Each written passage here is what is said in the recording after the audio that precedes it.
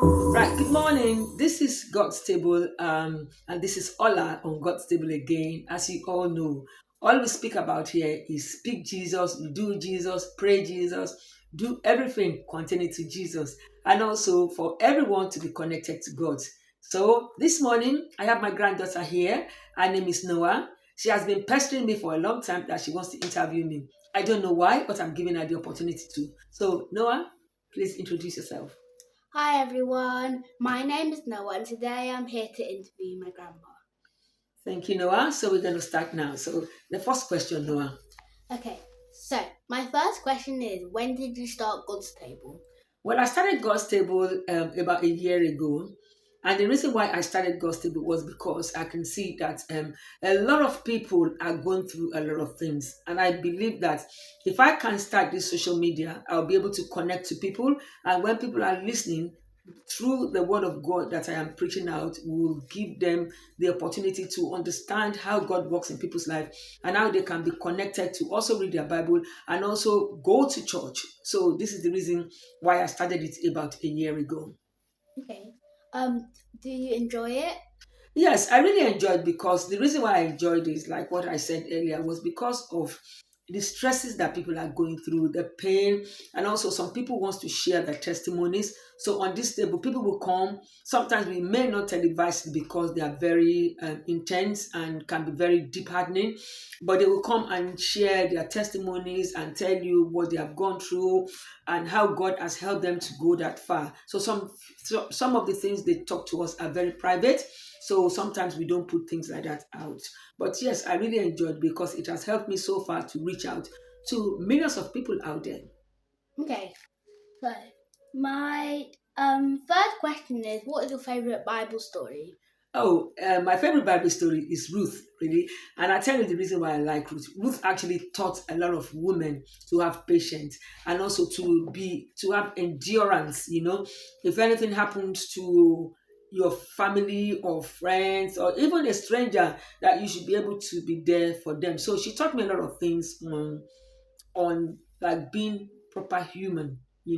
So I learned a lot. And also, she was also able to go far with Naomi, where she was introduced to Boaz. Boaz redeemed and she had a child for Boaz. So she made Naomi happy again. So that is the reason why I like Ruth. Yes. Okay, so what is the Bible story that you don't understand? Leviticus, I find it very difficult to understand Leviticus because it's got different measurements, it's got the genealogy, it's got so many things that I really do not understand it. I've read it more than 10 times of my life. I've never had a clue of Leviticus. So if there's anyone who has an idea about someone who has written a book about Leviticus on its own, like it's been extracted, please drop it on the comment section so I can go through that and probably buy it or go through the internet and make a use of it. Thank you for that. Okay, so if you could choose living in Nigeria or England, what would you pick? You're asking me if I have to choose between Nigeria and UK. You see, I'm going to tell you the truth. I would love to choose Nigeria if Nigeria is in a good state, but at the moment the economy is so bad, and people are. I mean, let's just say that the country is not in a good shape. So, I mean, as a second choice is UK, and also because I was born in UK, so I lived 16 years in Britain in Nigeria. My mother took me to Nigeria when I was three and a half, going to four, and I lived in Nigeria for 16 years of my life. So thinking that I know Nigeria, I don't really know Nigeria, even though we went back to settle for some time, but we had to run back. And the reason we ran back was because the country was not in order. The economy is not so good. People are suffering. There's no security in one word. So this is the reason for now and maybe forever I will choose Western world. Okay, interesting. So, you used to have a hair dresser shop. Why did you close it? Well, in the area where we moved to Kent, because we used to live in London in a place called Putney. When we moved to Kent, I was working because you have to change your career when you have children. So I changed my career and I then decided to open a hairdressing salon. We were doing very well there. But it got to a point that I have run that salon for 8 years and I got really tired. I wanted to change my career again, so I left the hairdressing salon. Yeah. Do you think you'll open a new one? I tried to open another one after many years, but I can see that now the trend of doing hair is different from the way we used to do it.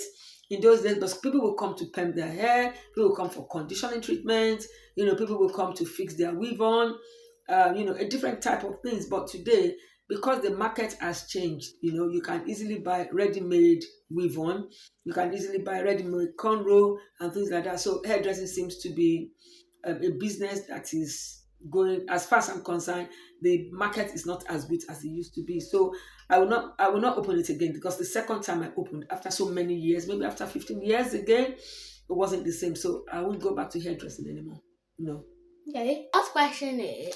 So my last question is, my mum, did she live in like a poor lifestyle, a rich lifestyle, big house, a small house? So like, what's her lifestyle? Okay, your mom did not live in a poor lifestyle. She knows that already. Your mom lived, we're not very rich, but we're average, because I used to take them on holiday to Nigeria all the time. So they've gone on the plane several times of their lives when they were young. But we had a council flat, and we were living in council flat in Putney. And then obviously when your mom came, um, I I wasn't happy living in a castle flat anymore. I wanted my own house, because when I walked through the road behind me, I can see people living in houses, and I said, I must get my own house. So I worked so hard to save, and then I bought a house. So we bought a house in Medway, and then the first house we bought was a big house, and it's got a garden, but it was a two-bedroom. The light was that it was three-bedroom, because the second bedroom was so big, and they divided it into two. And being a first time buyer, because we were looking for a place, just a house of our own, we bought that house. But a year later, we moved to a massive house where we were there for quite some time. And then as the children were growing up, we decided to move to town, because it was becoming too tiring to pick them up from the train station, or to pick them up from the bus stop. And then the country lane also was so narrow that during the winter period, there's never light there. So that also scares me. So as they were growing, I just decided to move to town. So we live in town in a big house, a big ceiling, which was good for them. So the mom dad lived in a good house. He was well brought up, and they had a lot of privilege, because I have to take them from one place to another. So she had a good life, even though life might be a bit tough for me being a single parent, but I gave them the best I could. Okay. Yeah, that was my last question. Okay. Now, what do you want to tell the audience when it comes to your grandmom, and what is your reason? Because that was supposed to be the first question, but we now take it as the last question. What was your reason? Okay. So my reason why I want to interview you, Grandma, is because like I want to know more stuff about you, because you don't normally like tell me stuff about my big aunties and my uncles and my great great grandmothers and stuff. That's good, but you didn't ask anything about your aunties. So, what question do you want to know about your aunties or your great grandmom? Um, so one question I want to know about my great great auntie is my question about my question about my great great auntie is like, did she look after you? Did you like the way that she treated you, or did you think she was a bit too harsh? My great auntie would be my sister. My grandmother's sister, anyway, was a very nice woman. I met her.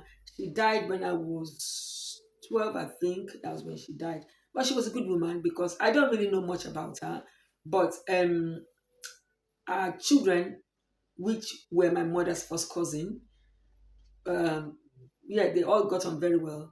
Then their children, which will be my mother's children and my great auntie's children, will become second cousins, and we were quite good with ourselves. So we lived very well with ourselves, and we enjoyed ourselves. Even though they were quite richer than us, but richness was not in children's life. Children don't see anything as riches. We all just enjoy ourselves. We play around, and some of us, we went to the same schools, and yeah, we had good times with them. But many of them have passed on now, so we don't know them anymore, because the Bible says that the dead and the living cannot live together. So we thank God for this interview. Thank you very much, Noah, for interviewing me, and I hope we have more to talk about next time. Thank you. Bye bye. Until next time. Bye. Bye.